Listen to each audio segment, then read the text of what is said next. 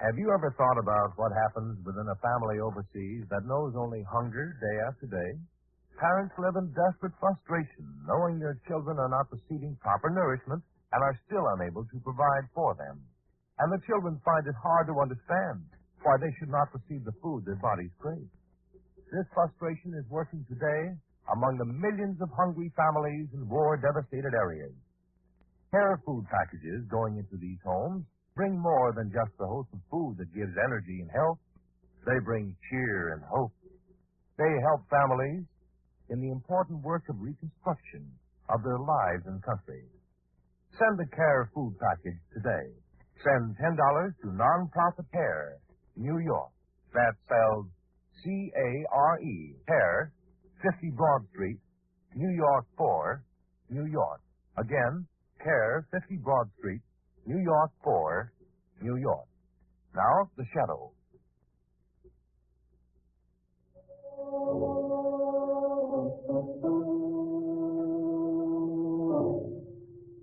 The Shadow, who aids the forces of law and order, is in reality Lamont Cranston, wealthy young man about town. Years ago in the Orient, Cranston learned a strange and mysterious secret, the hypnotic power to cloud men's minds so they cannot see him. Cranston's friend and companion, the lovely Margot Lane, is the only person who knows to whom the voice of the invisible shadow belongs. Today's drama, The Wigmakers of Doom Street.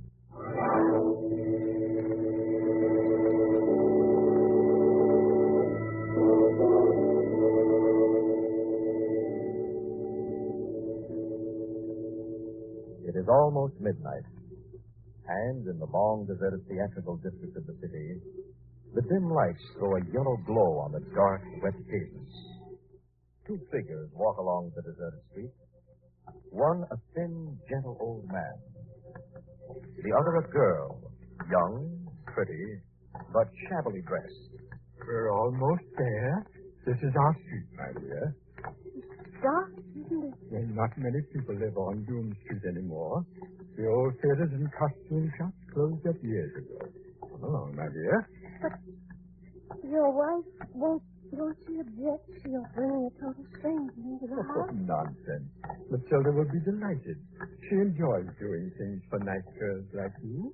Come along. She must be a wonderful woman. Oh, she is. She is. But you'll see for yourself. Here we are. I'll let her know that we're here. Come in, Wilford. Wilford Chatfield, where have you been? You've given me such a fright. Well, who have we here, Wilford? This is Frida, Matilda. The poor girl is a stranger in town. Has no friends, no place to stay. Why, you poor dear. Come in. Come in. Thank you. Oh, what a nice little room. You must be tired and cold. Wilford, make Frida some tea and maybe a little brandy. Of course, my dear, of course. Thanks a lot. I didn't know there were people like you. I've been alone and frightened, I guess. Well, you're not alone anymore, and you'll never be frightened again. Here, take your hat off. There. Oh, what beautiful blonde hair. And so long. Thank you.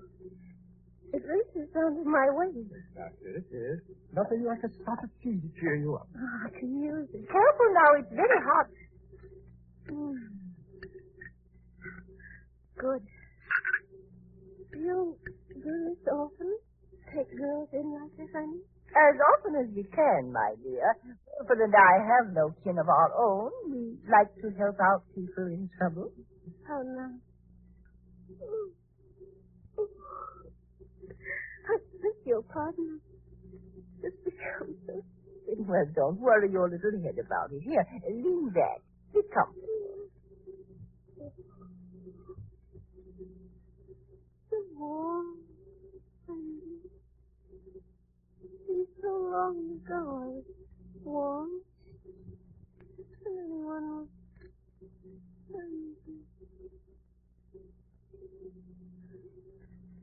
Well, Wilford, we'd better get started.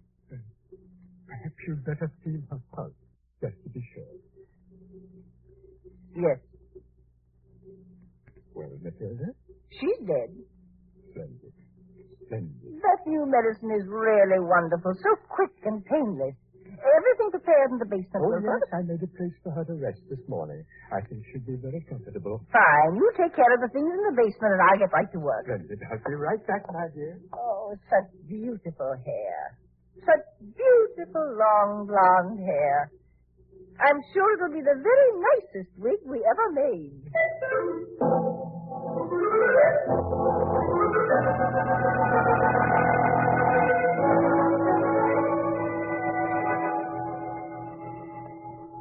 Not too busy to talk to us, Commissioner? Busy? Of course I'm busy. I can always find time for you two. What's on your mind, Cranston?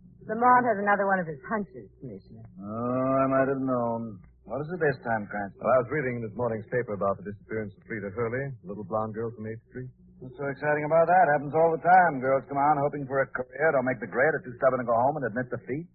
Disappear? Yes, I know, Commissioner, but this is only one of several similar cases during the past month. All blondes, all disappeared, all from the same section of the city. Could be a coincidence, you know. And if it weren't coincidence? Oh, it could be a number of things. Suicide, for instance. Those disappearances aren't necessarily connected. Well, then you have considered the possibility that they are. I bet, of course we have. You think it's suicide, Commissioner? That's one of the possibilities, Margot. But just the same, we're checking several angles. Well, in that case, you won't need my help. We'll run along. Okay, Cranston, come in anytime, you two. Glad to see you. Goodbye, Commissioner. Goodbye. Well, Lamont, satisfied? No, neither is Weston, Margot. There's more behind these disappearances than a series of suicides. What could it be? Robbery's out of the question. The girls were almost penniless. Police are handicapped in a case like this because they must stick to formal procedures. We don't have to. What do you intend to do? Well, I intend to see our old underworld friend, Adolphus Q. Poindexter. Not that weird little old man. If there's anything behind these disappearances, I have a feeling Mr. Poindexter will know about it.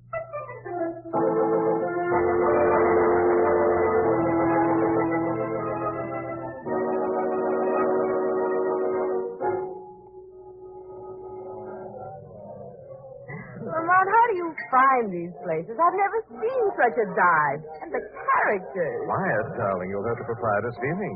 He thinks he caters to an exclusive clientele. It's exclusive, all right. Looks like you can't get in unless you've served 20 years or more. Why, Well, here's our friend himself. Hello, Mr. Poindexter. Oh, my very dear friend, Mr. Cranston, and the lovely Miss Lane. Oh, how nice, how very nice. Hello, Mr. Poindexter. Well, and what's this? Why, how very thoughtful. My favorite refreshment. Oh, I didn't expect this. No, not at all. Most refreshing. I need some help, Mr. Poindexter. Yes? Trying to find some connection between a series of girls' disappearances. You've heard about the wave of disappearances lately? Vaguely, yes, vaguely. Glasses seem to hold less and less, it seems. Try mine. It's full. Why, how charming. Oh, but I wouldn't think of it. Oh, but of course you want me to. Well, anything to oblige. The missing girls, Mr. Poindexter? Girls? But, oh, yes, of course. The ones that disappeared. They're all blondes, according to the paper, and all penniless. You've met Simon Ferret? No, of course not. Not a very nice person, Simon Ferret, but you should meet him. You think he's involved in the girls' disappearances? Couldn't say. Unsavory, completely disreputable fellow. Pardon. Dryness of the throat, you know. Try mine. I haven't touched it. Why, thank you. Girls all disappeared from the same section of the city, correct? That's right. Around the deserted theater district? That's right. There's no theatrical warehouse near Schumann Alley. Hardly ever used anymore. In the rear of the warehouse is an office. Simon Ferret lives in it. Think you'll find it interesting to talk to him? Very interesting. All I wanted to know. Thank you, Mr. Poindexter. Come, Margot. You're quite welcome. Mr. Cranston. Didn't you forget something? Oh, yes, of course. I'll arrange for another round of throat moistener on my way out.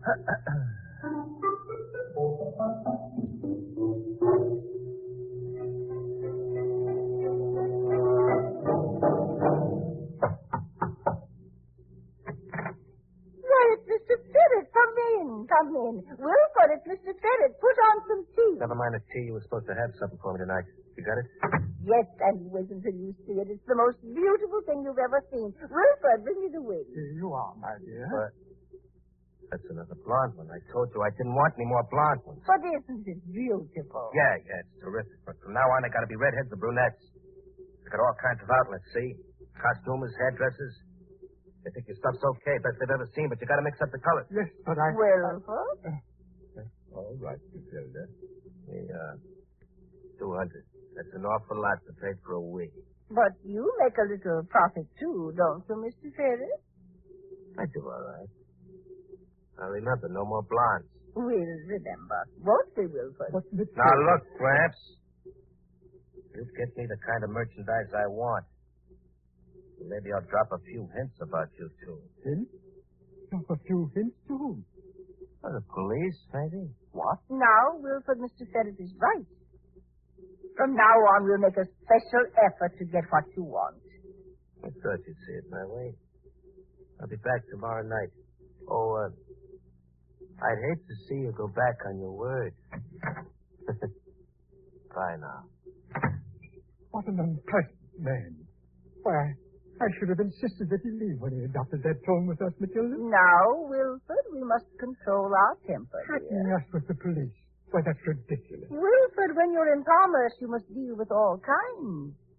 Now, I think you better leave on your next assignment. But, Matilda... Now, And don't forget, Wilford, brunette.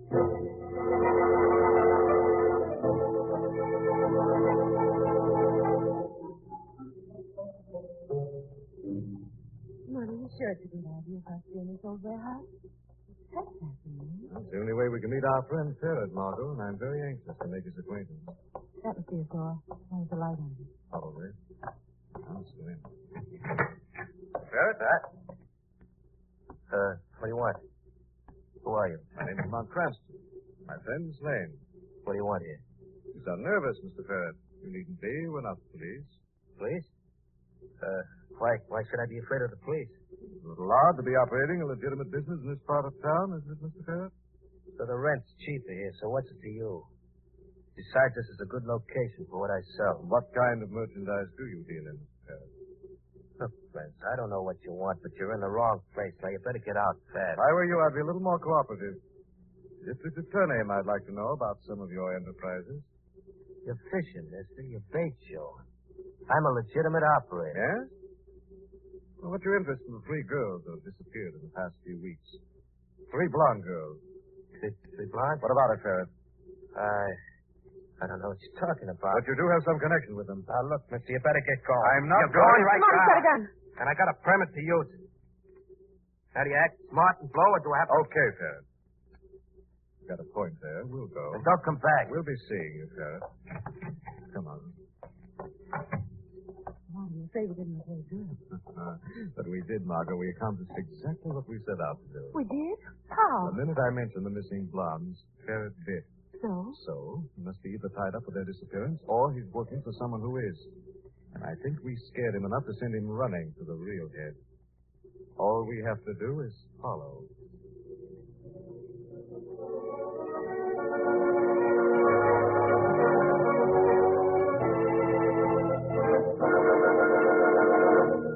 Okay. You told me there was a place I could sleep tonight. Where is it? My wife's and my home is right down in this next corner, my dear. Down this block. What kind of a deal is this, anyway? I told you, my dear, my wife Matilda runs a little refuge for girls who've been, well, unfortunate. Yeah, that's me, all right. I had nothing but tough luck since I hit this town. Of course, my dear. Now, come on, this way. Hey, let go of my arm. Who you pulling? I beg your pardon. I just don't like to keep my dear wife waiting. I don't get it. Why should you and your wife care about me or my kind? Oh, yeah. It's so beautiful. What?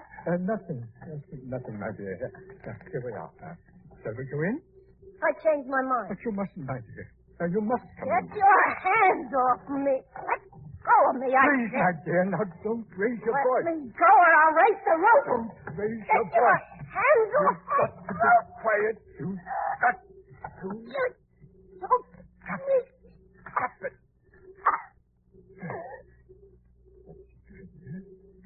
You were talking so loud. What's the matter? She must have fainted. Why? She Wilford, what is it? struggled, Matilda. No, I I didn't want her to be heard, and I was just trying to keep her from screaming. Wilford, how unkind of you. I've told you so often you must be gentle with these girls. Now look what you've done. This one is dead.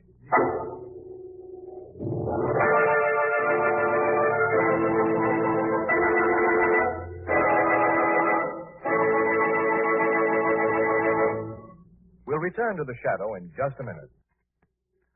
Nowadays, no one questions the fact that public education is one of the cornerstones, perhaps the cornerstone, of a successful democracy. Unfortunately, it's also the cornerstone of a successful dictatorship. As far back as 1647, before there even was a United States of America, the Massachusetts colony began establishing a public education system. But only 50 years later, over in France, Louis XIV, one of the greatest despots of all time, signed an ordinancy requiring regular attendance at school. Our own Thomas Jefferson placed his hope for democracy in a growing education. But Hitler, too, knew there was no possible future for Nazi rule without compulsory education. Which is just a reminder that the word education can mean all things and anything, can lead to free thought or captive thought. And whether you're a parent of school children or not, it's up to you as an American citizen to keep our system of public education democratic and strong. The schools belong to you and me. Let's be sure they're good. And now, back to the shadow.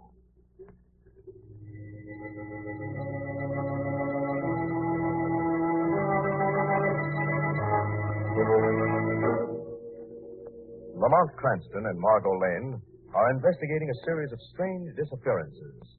In each case, the girl has been blonde, penniless, and friendless. Suddenly, there's a strange break in the pattern, and Lamont and Margot go to police headquarters and Commissioner Weston.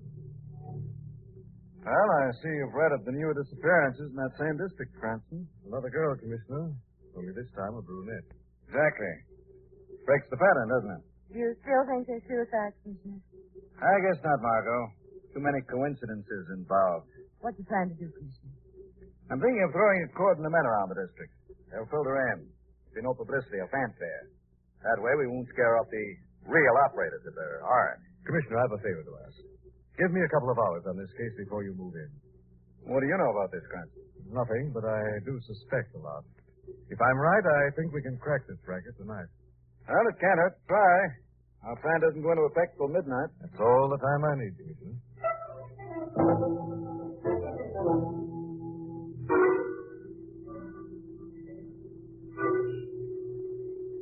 Mom, how can you be so sure that Ferret will contact the real brains behind the racket tonight? What else can he do, Margot?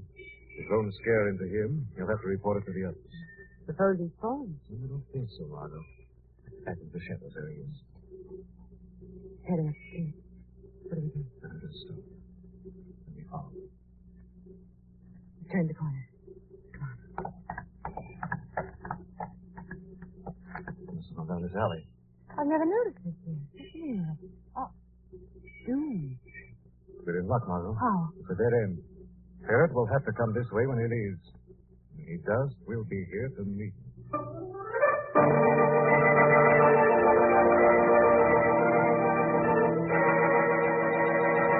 Why, Mr. Ferret, you startled me. Why, what's happened? You look so pale. Where's Wilford? Oh, Mr. Ferret, why, I didn't expect you so early. What about the wigs? I got one for you. A nice brunette wig. Oh, it's beautiful. Isn't it, Matilda? I need two. Be patient, my dear Mr. Ferret. Wilford must have time. We haven't got time. I just got an order for another brunette job. I'm going to fill it, and then I'm getting out. Getting I'm out? going back to shoving hot cars or something. This racket's getting too cozy. Cozy? What do you mean? The cops, private eyes, somebody's wise. I need another wig, Wilford. How long will it take? Next week? Now, look, we haven't got that much time. I want that wig I tomorrow. never saw you so excited, Mr. Ferret. Oh, I don't know how I ever got mixed up with a couple of nuts like you. Now, look, there's a private eye called Lamont Cranston on my tail. He and a gal named Lane were at my office. He's got a line on those missing dames. But Now, Wilford, this is no time to argue. Mr. Ferret gives us such good prices for our wigs, and he needs one more. I can't do it. Not by tomorrow, Matilda. I'm getting that wig tomorrow. The police are getting tipped off to you, both of you. I'll be back. You better have the merchandise waiting for me.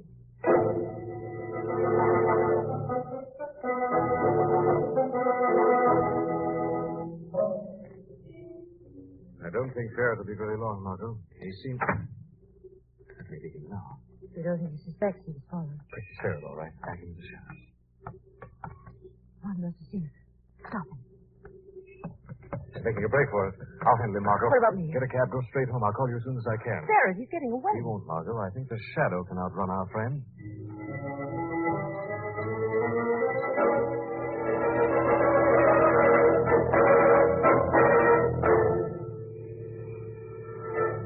Taxi! Taxi!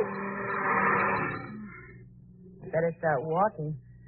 That's the third cab with a fare in the last 10 minutes. Good evening, Miss. Oh, you startled me. Are you Miss Lane, Mr. Cranston's friend? Yes, I'm Margot Lane. Thank heavens. Mr. Cranston asked me to find you. I'm Wilfred Chatfield. My wife and I are old friends of Mr. Cranston. Lamont wanted me. He just phoned. He wanted you to wait at my home, right down here. Where is Lamont? He said he was very busy. He called just a second ago and asked me to look for you. I don't Mr. understand. Cranston couldn't wait to explain. He merely said to tell you that it would not be safe for you to go home now. I see. Well, all right. Where is your house? Just a few steps more. Here we are, Miss Lane. Wilford, that's the truth? Yes, Matilda. I had wonderful luck. I found Mr. Cranston's friend, Miss Lane. Oh, come in, my dear. Come in. Thank you, Mrs. Chatfield. What a nice little room. I'm so glad you like it. Oh, Wilford, what will Miss Lane think, letting her stand here, half chilled? Bring some tea and a spot of brandy. Right away, my dear. Sit here, Miss Lane. Let me take your hat. There.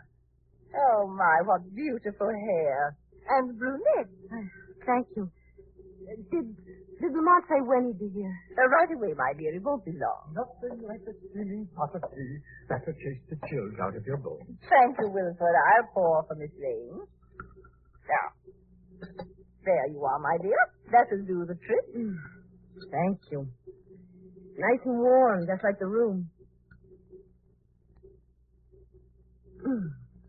It was wonderful. Lucky for us there were no taxis. Hey, Miss Lane? Lucky for me. Oh, I beg your pardon. I don't know why I should be so sleepy. You must have had a trying day. Oh. I know it's unforgivable, but I hardly keep my eyes open. Well, close your eyes, my dear. Oh. That's it. Relax. Oh. Choke on, Lamont. Come, find me. Sleep. We must hurry, Wilford. Get things ready in the basement. We don't have the time. I'll do it here. But Matilda... I'll do it here, Wilford. Oh. Matilda, she isn't dead. It doesn't matter. We haven't time to waste. Well, that wouldn't be right, Matilda. We've never done it while they were still alive. The rest were different. Don't you see, Wilford? This one is a spy from the police. But we can't do it to her yet. She's not dead. I can do it, and I will. No, Matilda, no. Who's that? Don't answer it, Wilford. Matilda. Don't answer it. Somebody's coming in. Who is it? Who's laughing? Who is it? What do you want? Weak. That's all I want, just weak. 4 beautifully coiffed wigs. 3 blonde and 1 brunette. We have no wigs here. He knows, Matilda. Quiet, Wilford. I not only want the wigs, but I want their original owners. Owners? But they're resting in the basement. Why, they're... Shut up, Wilford. Can't you see he's tricked you? The dead never rest, Wilford. Listen. Matilda, I hear them. I hear them coming. Wilford, be quiet. Can't you hear them coming, Matilda? Yes, listen, Matilda. The girls, you hear them? They didn't rest. You said that they would. You said they would. Quiet, you crazy fool. Wilford knows the dead never rest, Matilda. The girls are just outside the door, Matilda. They'll be coming in. No! It can't be. It can't be. But it is, Matilda.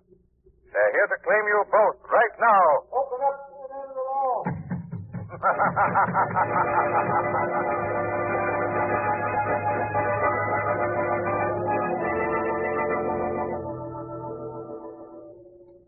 I don't mind admitting you gave me a real fright on this case, Margot. I gave myself one, too. When I came in that room and saw you out there in that chair, I thought I was too late. The most reassuring feeling in the world was when I felt your fingertips on my pulse. Well, I had to be sure you were all right. The minute I was convinced you were only doped, I was ready to go to work on them. How did you manage? I suspected the little old man wasn't what he pretended to be. So when they offered me tea, I managed to spill most of it. I did have to drink some, enough to knock me out. Thank heavens you had the foresight. But how did you manage to get back so fast? When I caught Simon Ferret, I got the truth out of him. I called Weston and headed for the Chatfields. I'm certainly glad that case is over. Yes, so am I, Margot. Well, I think we'd better stop somewhere and get something to pick you up a little. Fine. I'd love it. Anything but a cup of hot tea.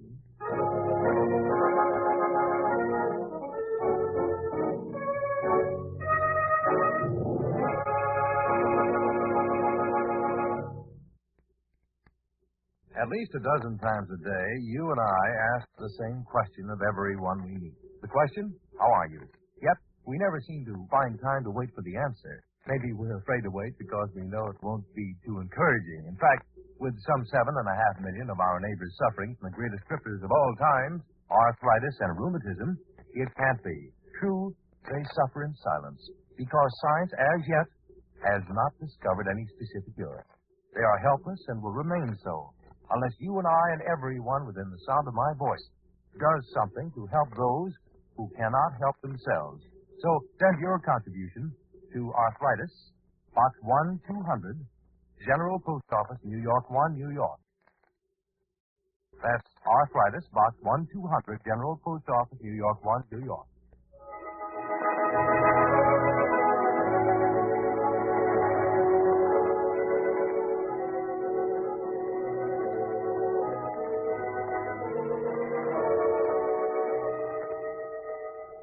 This story is copyrighted by Street and Smith Publications, Incorporated. All names and places are fictitious. Any similarity to persons living or dead is purely coincidental. Listen again next week. Same time, same station, when the Shadow will again demonstrate that The weed of crime bears bitter fruit. Crime does not pay. The shadow knows.